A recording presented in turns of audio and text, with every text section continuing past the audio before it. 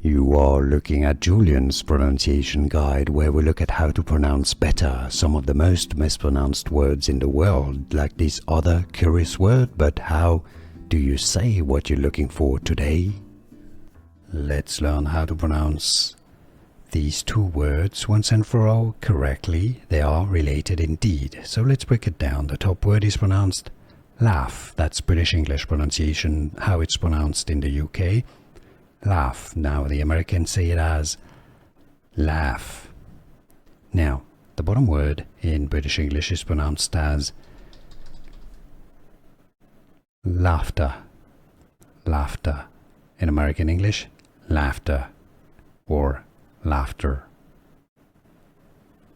So laugh, laughter, or in American English, laugh, laughter.